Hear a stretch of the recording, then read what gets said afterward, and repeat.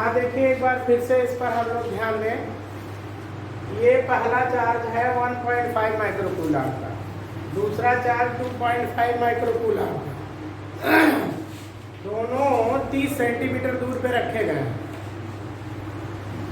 इनका जो लंबवर्धक है परपेंडिकुलर बाइसेक्टर, इस पर 10 सेंटीमीटर दूर पर एक पॉइंट P है। इस P पॉइंट पर हमको इलेक्ट्रिक फील्ड निकालना है। तो अगर यहाँ से यहाँ तक की दूरी 30 है तो ये हाफ 15 हो जाएगा और ये दूरी 10 है। अब यही ना। अब यहाँ पर एक पॉइंट आप ध्यान देंगे कि यह दोनों ट्रायंगल कॉन्ग्रुएंट है। कॉन्ग्रुएंट होने के कारण ये दोनों दूरी बराबर है।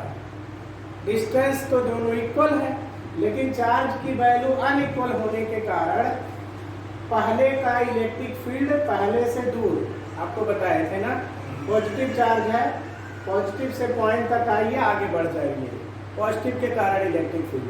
ये भी पॉजिटिव है, पॉजिटिव से पॉइंट तक आइए, आगे बढ़ जाइए। तो जो दोनों के कारण इलेक्ट्रिक फील्ड होगा दोनों से दूर होगा। और E1 E2 की न्यूमेरिकल वैल्यू क्या होगी? डिफर होगी, अलग अलग होगी। दोनों का न्यूमेरिकल वैल्यू अलग अलग होगा। तो दोनों का न्यूमेरिकल वैल्यू अलग होने के कारण हम यहाँ पर रिजॉल्व करके नहीं सॉल्व कर सकते, ये एक प्रॉब्लम है। और दूसरा पॉइंट आप ध्यान देंगे, इस पर इलेक्ट्रिक डायपोल वाला फार्मूला मत लगाइएगा, क्योंकि यह इलेक्ट्रिक डायपोल नहीं है। इलेक्ट्रिक डायपोल में एक पॉजिटिव चार्ज होता है, एक निगेटिव होता है, और दोनों का अमाउंट वैल्यू जो है वो सेम होता है। यहाँ पर चार्ज दोनों पॉजिटिव है और दोनों की वैल्यू भी अनइक्वल है। अच्छा, एंगल पर आप सपोज करिए ये एंगल थीटा, तो ये भी थीटा, तो इसके सामने वाला एंगल वर्टिकली अपोजिट एंगल यानी शीर्षाभिमुख कोण 2 थीटा हो जाएगा। अब आप दोनों के कारण इलेक्ट्रिक फील्ड की वैल्यू निकाल लें। पहले E1 E2 निकाल लें, तब रिजल्टेंट की बात करते हैं। तो electric field due to first charge, यह इलेक्ट्रिक फील्ड हम E1 से डिनोट कर रहे हैं। E1 इक्वल टू K समझ रहे हैं भैया, 1/4πε0। चार्ज 1.5 माइक्रोकूलम है, 10⁻⁻⁶ अपॉन डिस्टेंस कितना, x²। फार्मूला यही है ना इलेक्ट्रिक फील्ड वाला, K/r²। पहले का इलेक्ट्रिक फील्ड हो गया। इस चार्ज के कारण इलेक्ट्रिक फील्ड देखिए सेकंड वाले के कारण, E2 equal to K 2.5 10⁻⁻⁶ upon x²। ठीक है।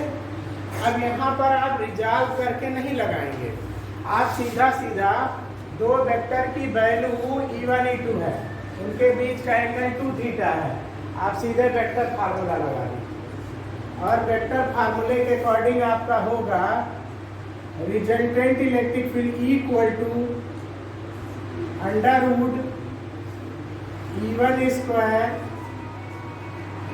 Plus E2² plus 2E1 E2 cos theta, 2E1 E2 cos theta. अब यहाँ पर थीटा 2 थीटा है, ध्यान दीजिएगा, दोनों वेक्टर के बीच का जो एंगल है वो 2 थीटा है।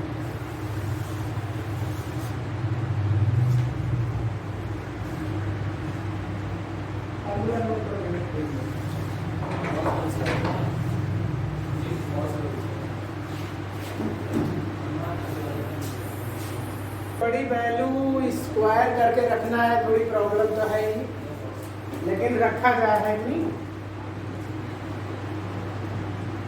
कुछ अगर आप ध्यान देंगे तो अभी तेजी से हम लोग कुछ कॉमन कर लेंगे। इसको देख लीजिए, डेसिमल एक प्लेस आगे ले लीजिए, 10⁻7 रखिएगा। ठीक है। तो E1 का स्क्वायर है, तो E1 का स्क्वायर हो जाएगा भैया K² 15²। अच्छा, अगर एक चीज आप गौर करिए, K 10⁻7 x² सब में आएगा ना, तो इसको एक साथ रख लेते हैं।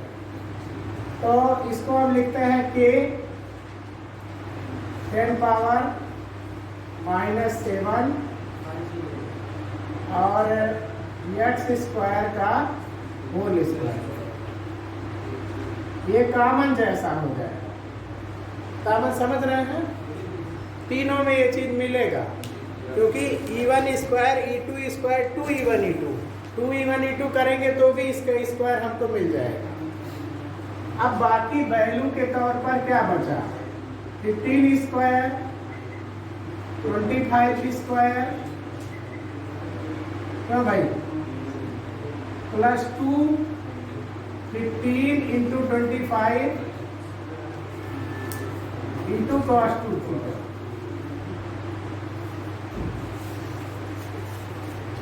मुझे लगता है कि समझ गए होंगे आप, गड़बड़ तो नहीं हो रहा, ठीक है ना? देख लीजिए, इसका स्क्वायर करेंगे तो k 10 पावर 7 एक्स स्क्वायर, इसके स्क्वायर में भी वही आएगा। और जब E1 इंटू E2 करेंगे तो ये भी चीज हमें स्क्वायर में मिल जाएगा। तो इसको कर लेते हैं रूट के बाहर, इसको सॉल्व कर लीजिए आराम से। तो ये रूट के बाहर आपका हो गया k 10 power -7 by x square. इसको थोड़ा सॉल्व करें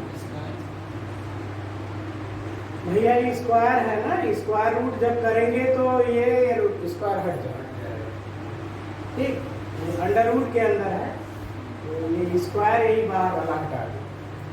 इनको अलग से हम लोग सॉल्व कर लेते हैं भैया। नीचे एक्स स्क्वायर तो रहेगा ही, 15 का स्क्वायर 15 का स्क्वायर 225 और 25 का स्क्वायर 625।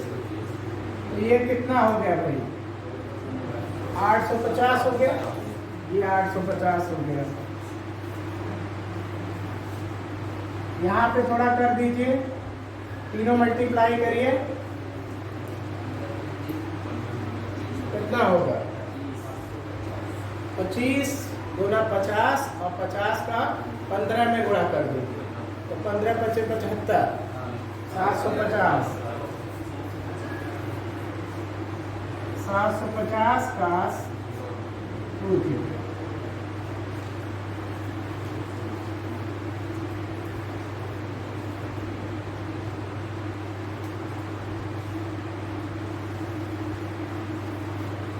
अब यहाँ कुल मिला के समस्या क्या आ रही है? समस्या ये आ रही है कि हम cos थीटा की वैल्यू कैसे रखेंगे। तो cos थीटा की वैल्यू निकालने के लिए एक थोड़ा आप लोगों के लिए नया चीज cos 2 थीटा आ गया है। cos 2 थीटा आप लोगों के लिए नया है। तो cos थीटा की वैल्यू कैसे निकालेंगे? तो आप एक दो फार्मूले नोट कर लें अलग से, ठीक है? पहली चीज तो एक फार्मूला ये नोट करिए, cos 2 थीटा = इसके 3 फार्मूले होते हैं मैथमेटिक्स में cos 2 थीटा। इस ट्रायंगल में अगर आप गौर करिए, एक राइट एंगल ट्रायंगल देखिए, एक समकोण त्रिभुज, तो थीटा के सामने यह है परपेंडिकुलर, यह है बेस, यह है हाइपोटेन्यूज। तो अगर आप cos थीटा लिखेंगे तो बेस अपान हाइपोटेन्यूज लिखेंगे, आधार बटे कर्ण। cos थीटा समझते हैं ना आप लोग? ट्रिग्नोमेट्री सिंपल 10th स्टैंडर्ड वाली। cos थीटा, थीटा के सामने वाला परपेंडिकुलर लंब, 90 के सामने वाला कर्ण, जो भुजा बचती है आधार, तो cos थीटा बराबर होगा 10/x, ये होगा 10/x। तो cos 2 थीटा का फार्मूला होता है 2 cos स्क्वायर थीटा -1। पूरा एंगल 2 थीटा था, ये इसको हम हाफ एंगल फार्मूला कहते हैं। तो 2 cos थीटा की वैल्यू रख दीजिए, तो cos थीटा की वैल्यू अभी आपको बता रहे हैं 10/x, तो 10/x स्क्वायर -1, ये cos 2 थीटा की वैल्यू हो जाएगी। ये हो जाएगा 10 का स्क्वायर 100, 2 से मल्टीप्लाई 200, 200/x स्क्वायर -1। ये cos थीटा की भी वैल्यू आ गई। अब कुल मिलाकर के हमें x की वैल्यू रखना है। और ये भी ध्यान दीजिएगा, एक सुंदर चीज इसमें है कि हम x स्क्वायर हमें पुट करना है। इस पर अगर आप पाइथागोरस प्रमेय लगा दीजिए तो आप बहुत ध्यान से देखिएगा, x स्क्वायर बराबर 10 का स्क्वायर प्लस 15 का स्क्वायर। इसको अभी आप लोग थोड़ी देर पहले सॉल्व किए, कितना आया?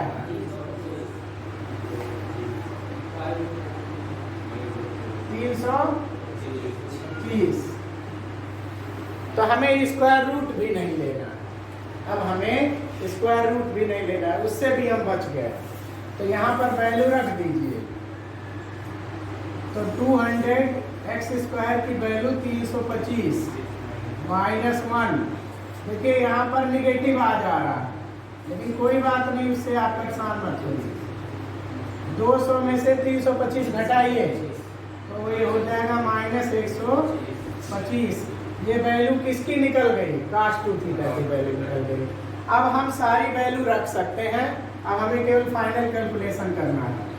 तो k की वैल्यू आप रखते हैं, बताइए। k 1/4πε0 की वैल्यू 9 × 10 पावर 9,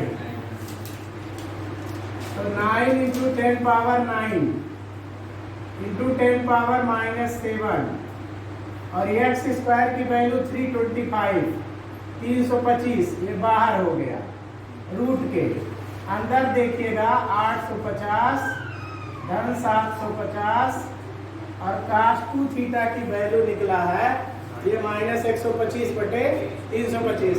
आप चाहें तो इसको थोड़ा सिंपलेस्ट कर सकते हैं, इसको थोड़ा काटिए तो 25 से काट दीजिए, 25 पचे 125, इसको काटिए 25 सेकंड 25, और 25 और 7 32, 25 तिया 75 13। देखिए सही है कि गड़बड़ है? तो इसकी वैल्यू आ गई -5/30, -5/30।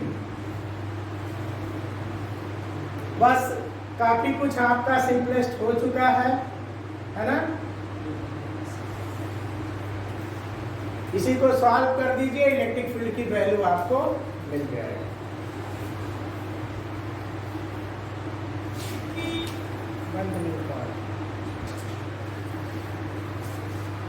यहाँ पर एक चीज है जो आपने कहा, फिर से सुन लीजिए उनकी बात को, कि यह सेंटीमीटर में दूरी दिया गया है, ठीक है?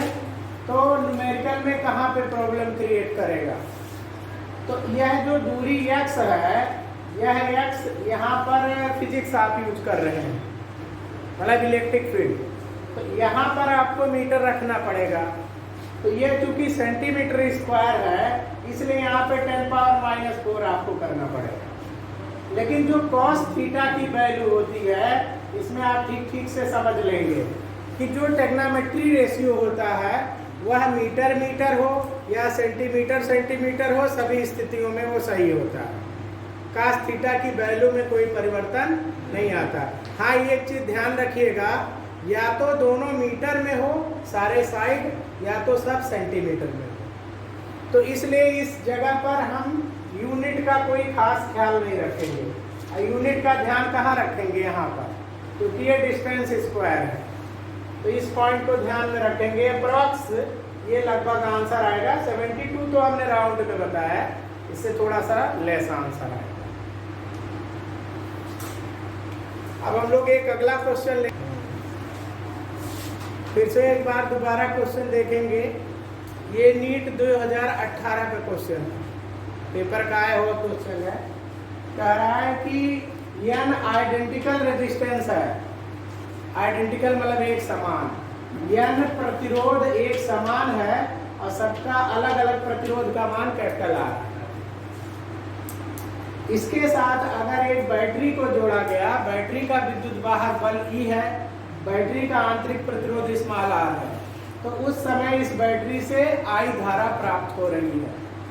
अगर इन्हीं n प्रतिरोधों को समांतर क्रम में जोड़ दिया जाए तो उसी बैटरी के द्वारा अब हमें 10I धारा प्राप्त हो रही है। तो क्वेश्चन ये पूछा गया है कि n का मान बताइए कि कितने प्रतिरोध आपने जोड़ रखे हैं, n का क्या मान होगा। तो हम लोग सिद्धांत पढ़ चुके हैं कि किसी भी परिपथ में, किसी भी सर्किट में कुल धारा बराबर कुल विद्युत वाहक बल बटे कुल प्रतिरोध। क्यों भाई? Total EMF upon total resistance बराबर टोटल करंट मिलता है। याद है ना? कुल विद्युत धारा बराबर कुल विद्युत वाहक बल बटे कुल प्रतिरोध। इसमें एक चीज अच्छा है कि कई सेल नहीं जुड़ा है, तो विद्युत वाहक बल तो वही है E, प्रतिरोध केवल देख लीजिए भाई प्रतिरोध कितने जुड़ रहे हैं। तो सबसे पहले इस पर हम लोग बात करते हैं।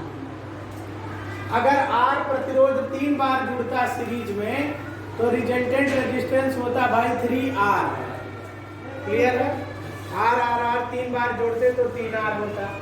R 10 बार जोड़ते तो रिजल्टेंट 10R होता। इस R प्रतिरोधों को N बार जोड़ा गया है, तो इसका रिजल्टेंट कितना हो जाएगा? NR। और इन सब के साथ स्मॉल r सीरीज में है, क्योंकि सब में एक समान धारा जाएगी, इसलिए ये सीरीज में हो जाएगा। तो इंटरनल रेजिस्टेंस R हो गया। ये हमको मिल गया टोटल रेजिस्टेंस। ये हो गया टोटल रेजिस्टेंस, मतलब कुल प्रतिरोध। कुल प्रतिरोध, ठीक है भाई। विद्युत वाहक बल E है, इसमें हमें कुछ हिसाब करना नहीं है, इसलिए कुल धारा बराबर, अब सीधे हम वैल्यू सब्स्टिट्यूट कर रहे हैं, कुल धारा बराबर कुल विद्युत वाहक बल बटे कुल प्रतिरोध। ये आपका हो गया इक्वेशन नंबर पहला, पहले कंडीशन के लिए। अब सेकंड के लिए आप आ जाइए। इन्हीं प्रतिरोधों को समांतर क्रम में जोड़ा गया है। अच्छा, तो कैपिटल R के साथ क्या ये भी समांतर लेंगे? नहीं। हाँ, ध्यान दीजिएगा, यहाँ से निकलने वाली धारा यहाँ पे बट रही है, तो ये सब तो समांतर में है, लेकिन इसके साथ ये कैसे है? श्रेणी क्रम में। देखिए, गौर करिए, ये सब N प्रतिरोध समांतर और उसके साथ ये श्रेणी क्रम में हो जाए। तो सबसे पहले कैपिटल R समांतर क्रम में है, उनका रिजल्टेंट निकाल लीजिए। तो N प्रतिरोध समांतर क्रम में है, तो 1 बटे परिणामी बराबर 1 बटे पहला, 1 बटे दूसरा, 1 बटे तीसरा एंड समान 1 बटे Nवा। Nवा भी क्या है? R। 1 बटे R को अगर N बार आप जोड़ेंगे तो हो जाएगा N बटे R। फिर इसको पलट दीजिए, इसका प्रतिरोध हो जाएगा R बटे N। यहां से स्पष्ट है।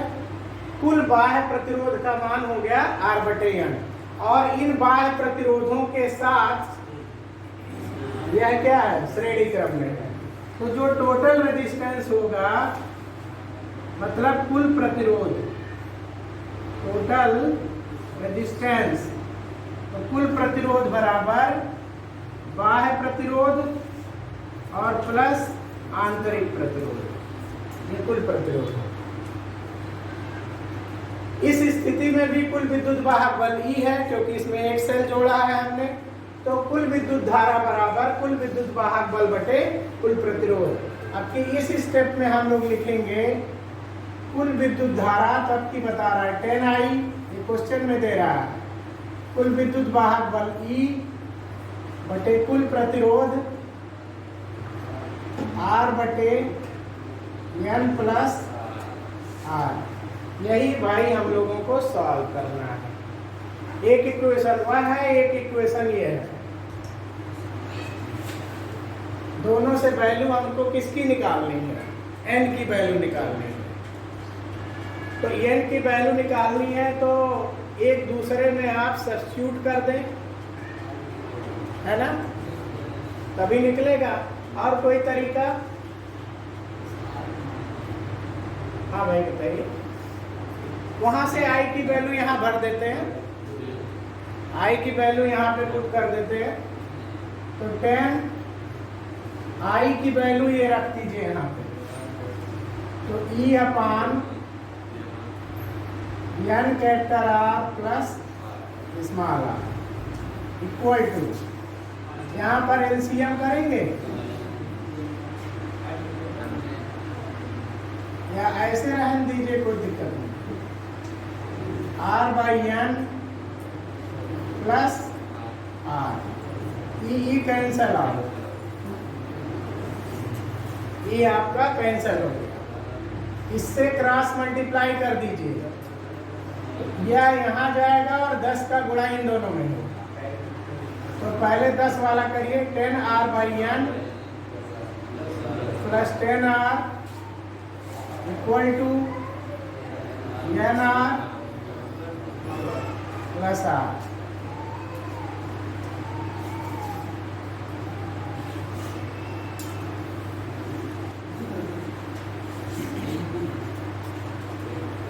हाँ देखिए भैया, तो यहाँ से जब क्रॉस मल्टीप्लाई करके आप सॉल्व कर दिए तो क्वेश्चन में एक कंडीशन दिया है कि if small r equal to capital R।